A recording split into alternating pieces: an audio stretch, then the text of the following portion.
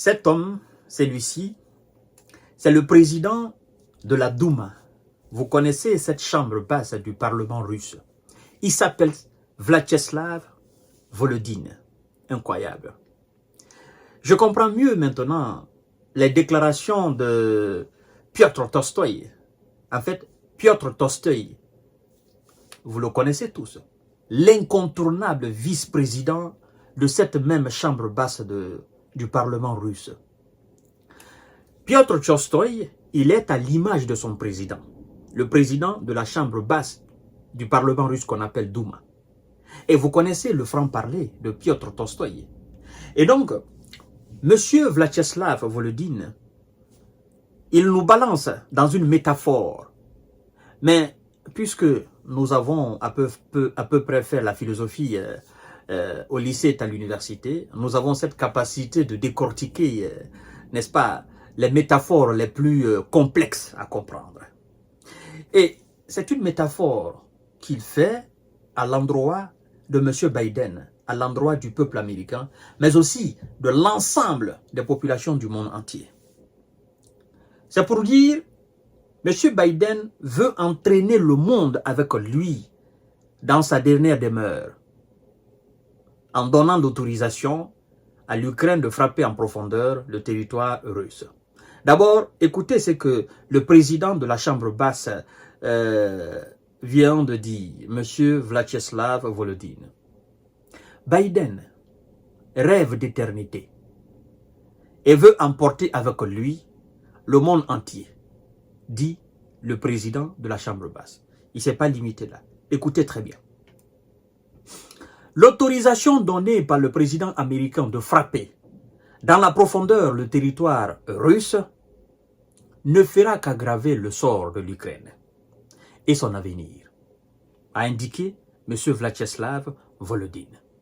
Et de continuer, il dit ceci, écoutez très bien, la forme de la métaphore, vous allez certainement comprendre.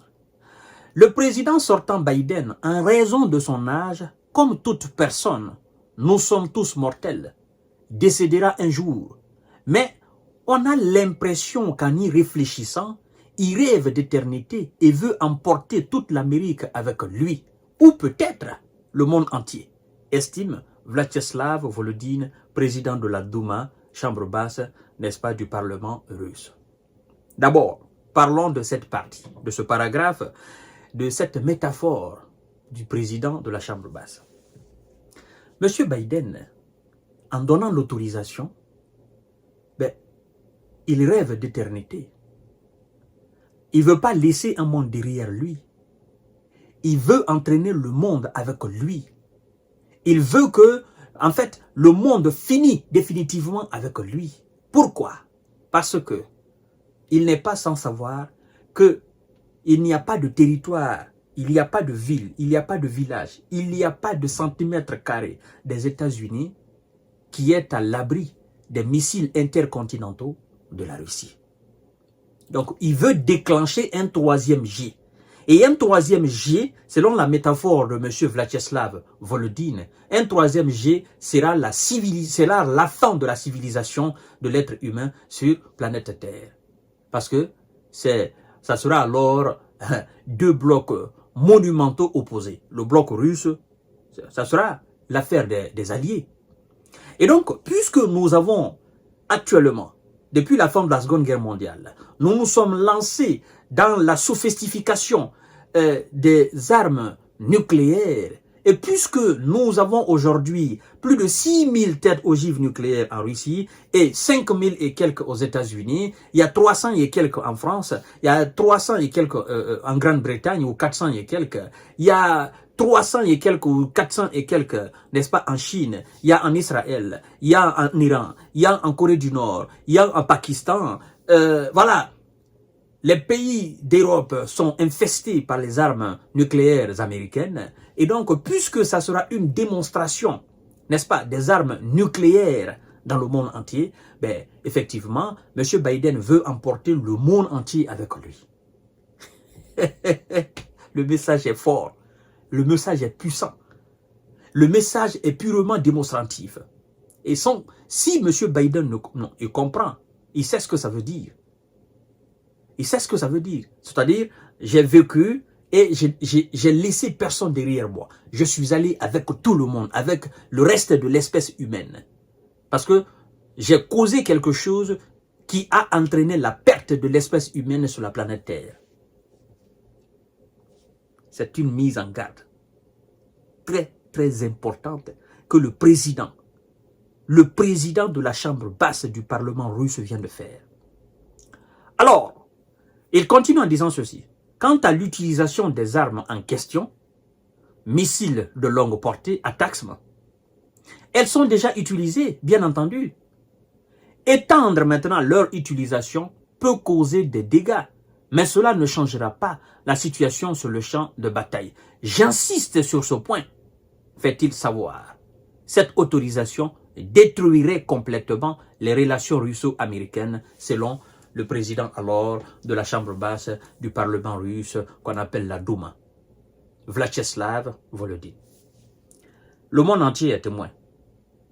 Tous ces avertissements, je crois que l'Ukraine même est conscient de ce que cette autorisation représente. Je crois que les Américains, la réaction qu'ils ont voulu, ils ont cette réaction maintenant là. Les avertissements qu'ils voulaient, ils ont ces avertissements aujourd'hui. Et les hommes les plus réfléchis en Europe, dans le monde entier, en Afrique, en Asie, comprennent la teneur, la gravité, n'est-ce pas, l'irréflexion derrière cette autorisation donnée. Mais je pense que c'est juste un coup de com'. Ça ne sera pas effectif sur le terrain. Non, je ne pense pas. Non. Il y a encore quelques personnes qui réfléchissent en Ukraine. Je crois fortement. Je crois que autour de M. Zelensky, il y a encore quelques personnes qui réfléchissent. Et qui se disent, bon, on a besoin de la technologie américaine pour guider ces missiles. Nous n'avons pas cette technologie. Est-ce que, en frappant la Russie en profondeur, l'Amérique va continuer à nous aider? Est-ce qu'on va s'en servir toujours des appareils de direction américaine pour guider les missiles? Ou est-ce que c'est juste pour ces 2 mois qui restent à M. Biden? Mais si c'est pour les 2 mois ou les 1 mois qui restent à M. Biden, ben, ça n'a pas d'avenir. Parce que ça ne fera qu'envenimer la situation. Et après Biden, M. Donald Trump n'aura plus alors la capacité d'apporter la paix en Ukraine.